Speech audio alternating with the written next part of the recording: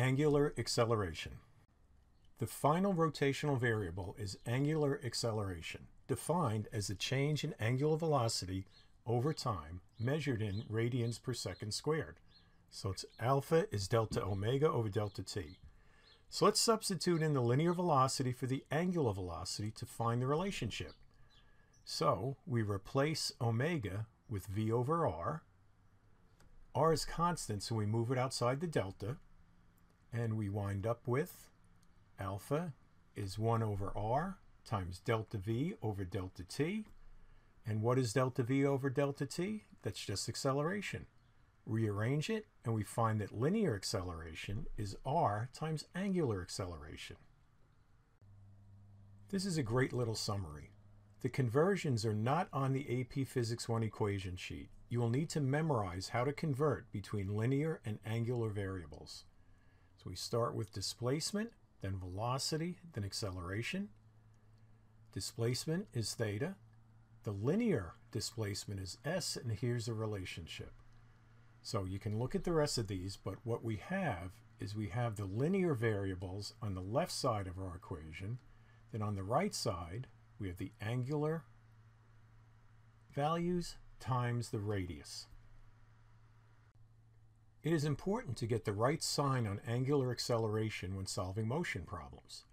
Finding the proper sign is similar to the conventions for linear acceleration. For linear acceleration, if an object's velocity is increasing in the same direction of its displacement, the acceleration is positive. So that's what we have over here. If the object's velocity is decreasing in the direction of its displacement, then its acceleration is negative.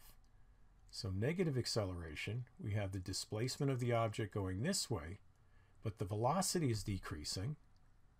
Therefore, the acceleration is negative.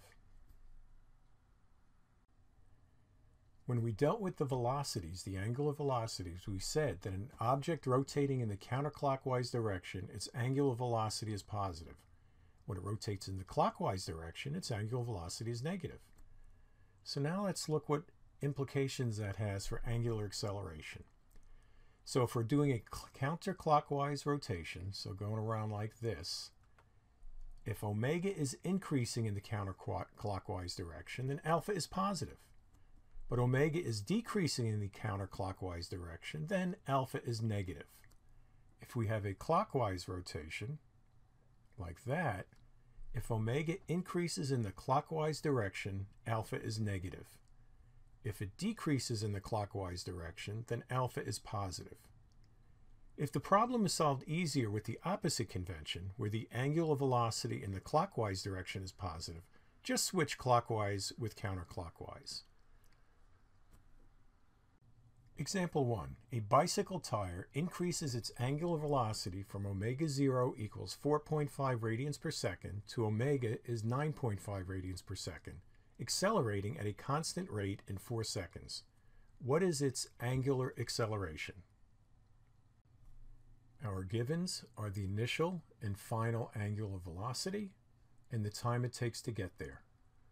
So we use our angular acceleration equation, which is delta omega over t, substitute in the numbers, and we get alpha is 1.25 radians per second squared.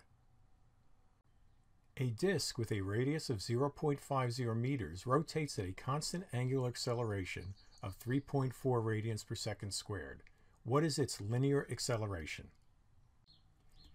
We write our givens, and then we use our angular and linear acceleration equation, where a is alpha r, substitute in our numbers, and we get 1.7 meters per second squared, which is our linear acceleration.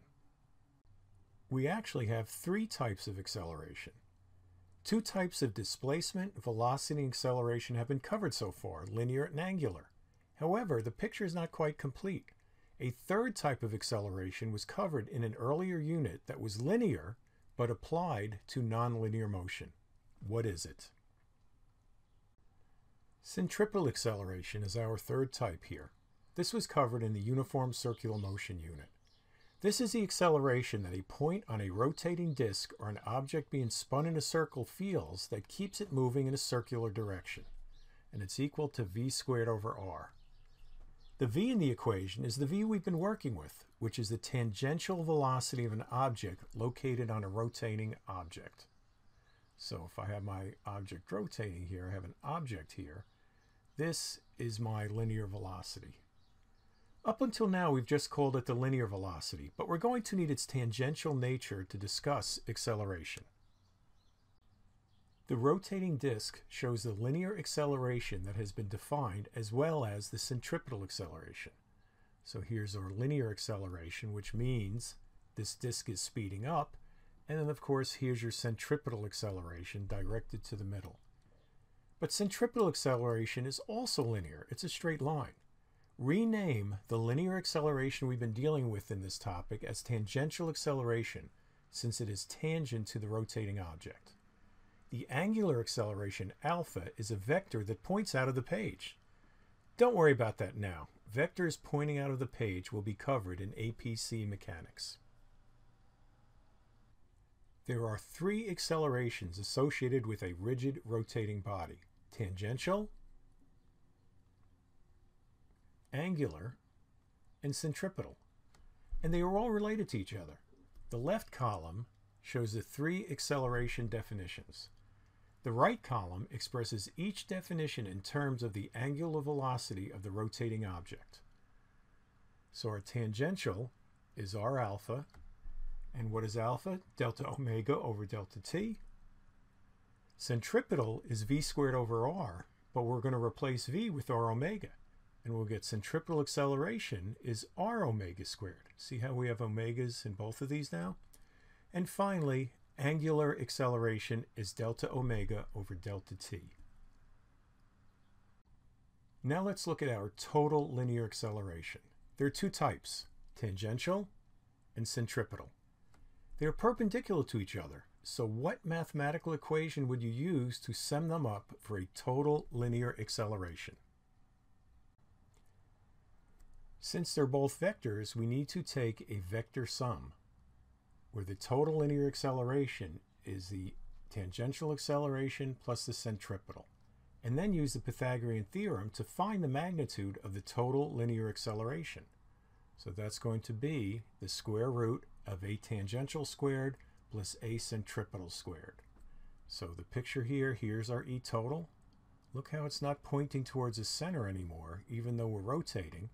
That's because it's speeding up due to this tangential acceleration. So centripetal acceleration is still here, but our total acceleration is pointing up at an angle here. Example 1, 3 types of acceleration. A boy pushes with a constant force a merry-go-round of radius 5 meters from rest to an angular velocity of 0.60 radians per second in 5.4 seconds. What is the angular acceleration? Alpha. Alpha is omega minus omega 0 divided by time. Substitute in our givens, and we find alpha is 0.11 radians per second squared. Now let's find the merry-go-round's tangential acceleration at r equals 5 meters. This time we use the angular and linear acceleration equation. A is alpha r. Substitute in a, which we found on the previous slide. Here's our r, and we get 0.55 meters per second squared. Now find the merry-go-round's radial, otherwise known as centripetal acceleration, at 5.4 seconds. We have centripetal acceleration is v squared over r.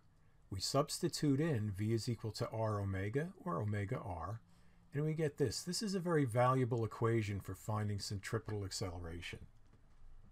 Because, why? Because omega is constant everywhere on the disk, where here the velocity and r will both vary, the linear velocity and the radius.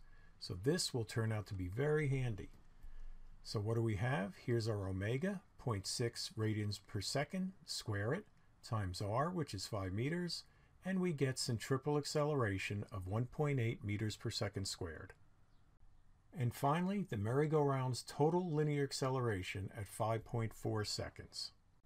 We use Pythagoras, where the total linear is the tangential acceleration squared and centripetal acceleration squared. put in the values that we found on the previous slides, and we get a total linear acceleration of 1.9 meters per second squared. Now, angular velocity is also related to angular frequency, where frequency is defined as the number of revolutions an object makes per second, and the frequency equals 1 over t, where t is the period. A rotating object moves through an angular displacement of 2 pi radians in 1 revolution and covers an arc length of delta s equals 2 pi r, their circumference. The time it takes is the period, t. So the linear velocity of any point on a rotating object is delta s over delta t, right? This is our linear displacement. The linear displacement is 2 pi r over the period, and then our velocity will be 2 pi r times the frequency. This is very useful for solving rotational motion problems. Let's keep going. We'll start with the velocity formula from the previous slide. V, the linear velocity, is 2 pi rf. And just reverse this here. We'll divide both sides by 2 pi r and put f on the left side. Then what do we do now? We have v over 2 pi r. And what is v equal to? It's equal to r omega. So we can cancel out the r's, and we get f frequency is omega over 2 pi, or omega is equal to 2 pi f. So the angular velocity of a rotating object is equal to 2 pi times its frequency of rotation. A disk rotates at a constant angular velocity of 6.28 radians per second. What is its frequency? What is its period? We use our angular velocity and frequency equation, where omega is equal to 2 pi f. Solve that for f, so f frequency is omega over 2 pi. Substitute in our variables, and we get the frequency is 1.0 hertz. To find the period, it's just the inverse of the frequency, 1 over f. So 1 over 1 just happens to be 1. So the period is 1 second, and the frequency is 1.0 hertz.